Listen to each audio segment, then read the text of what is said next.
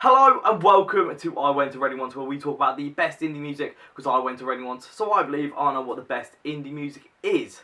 In today's video we're going to be doing indie news, where we talk about what indie stars are indie news this week. Today we're going to be talking about whether the Glastonbury Festival is going to be cancelled due to the coronavirus, Noel Gallagher's thoughts on the Oasis potential reunion, a new headliner being announced for All Points East Festival, and Bristol getting a brand new music venue. Before we get going, make sure you hit the subscribe and the like button for me so you can see all of our brand new videos. So first up today, coronavirus seems to be scaring everybody at the moment, with some people going to Tesco's and buying trolleys full of water despite them having taps in their own home, to other people just being scared to go to large gatherings in fears of contracting the virus. But what is this going to mean for this year's festivals? With Glastonbury being one of the largest festivals in the UK, attracting around 200,000 people each year, the festival organisers have spoken out about whether the festival will still go ahead. Glastonbury Festival thoroughly plans each year's event and puts in place all necessary measures to protect the public and maximise safety. We will closely work with all of the relevant agencies, including Public Health England and the NHS, and we always review our plans as any circumstances change.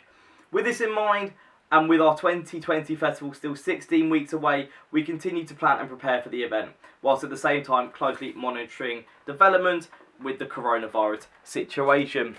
So with Glastonbury so close, it does look like it will still be going ahead. I apologise for the clickbait. But will some people be afraid to go to the festival with fears of contracting the virus? Will there be lots of tickets up for resale? And then what artists are going to go to the festival? What artists are going to be at any festival this year? Especially with a lot of artists cancelling shows on tours already. Next up, let's talk about Noel Gallagher. He's come out on Twitter to respond to Liam's rumours that he turned down a £100 million offer to form Oasis. He said on Twitter, "I'd like to point out again that I'm not aware of any offer of any amount of money to reform the legendary rock and folk outfit Oasis."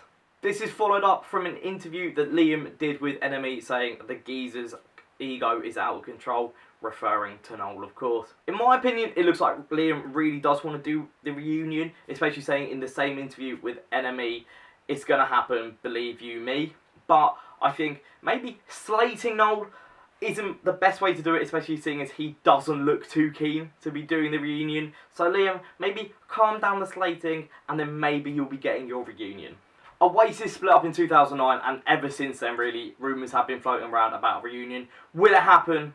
We'll have to wait and see. However, money may not be the only problem on the table for the rock and roll legends.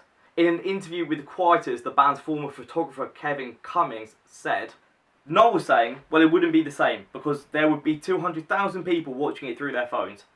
He said, we were the last band really where you could go to a gig and nobody was taking pictures, and that's what made it exciting. In my opinion, Noel is absolutely spot on here. It's one of my biggest pet peeves when you go to a gig and people are just filming the entire thing, especially when you're standing and you're behind some people filming, so you're having to watch the gig through their phones as well.